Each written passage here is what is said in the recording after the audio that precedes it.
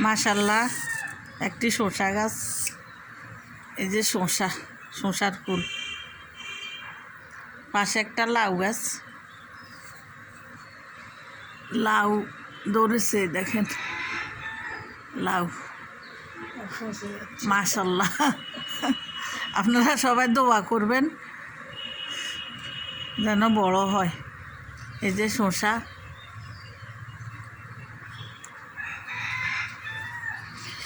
তিনটা শসা বড় হয়েছে, এখন এই শসাগুলা হারভেস্ট করব।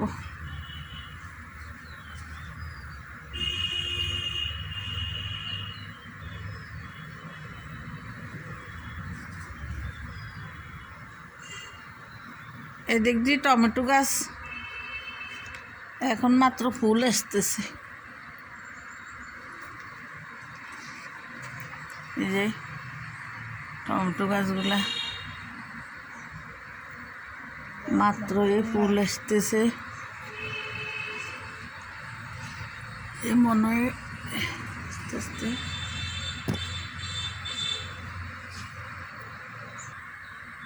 একটা শসা আসলা করে নিতেছি কাটি,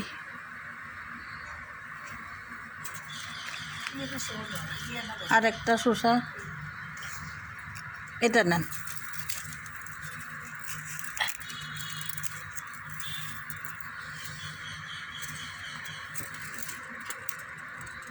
আর একটা শসা, তিনটা শসা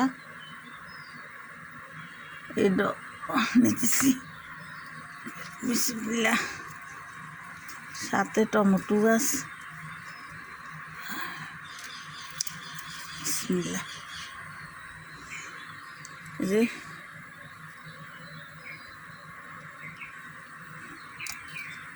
আলহামদুলিল্লাহ লতা পাতা হয়ে যাবে, আল্লাহ পাক চান তো সবই সম্ভব। এই যে আসতেছে আরও, এগুলা যখন নিব তখন দেখাবো।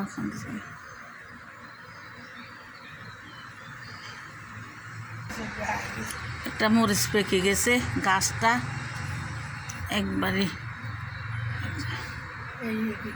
কপি গাছ, হ্যাঁ এটা মনে হয় ফুলকপি, কয়েকটা ছিল মুরগি নষ্ট করে ফেলেছে।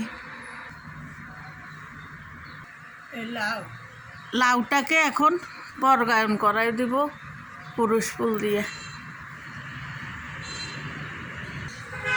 লাউটাকে এখন পুরুষ ফুল দিয়া বর্গায়ন করে নিতেছি।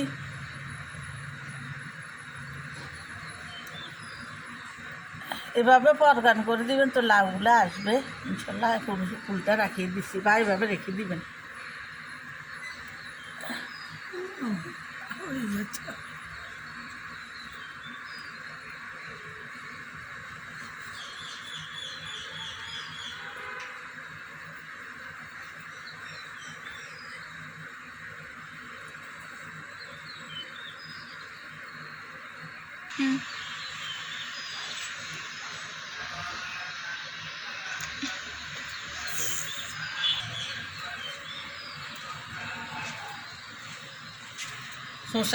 শসা কলি আসতেছে, তিনটা হারভেস্ট করলাম।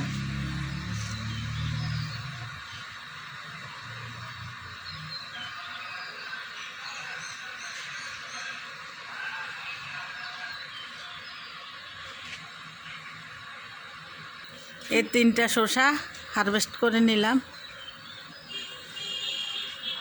আলহামদুলিল্লাহ, আলহামদুলিল্লাহ, মাশাল্লাহ।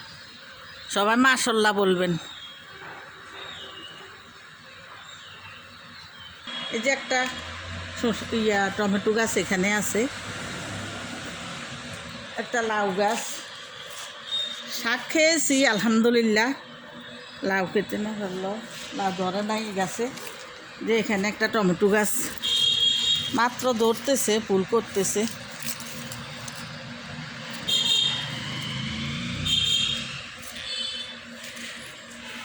লাউ গাছটাকে এদিকে একটু জাংলা দিয়ে দিছি, শাক খেয়েছি।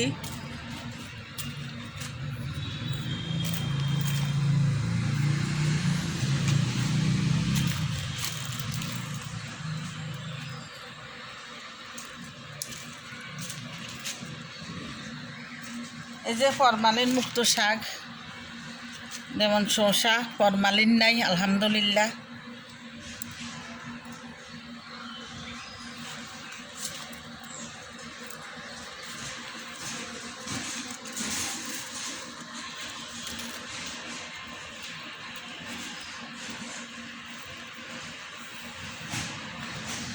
আল্লাহ হাফেজ।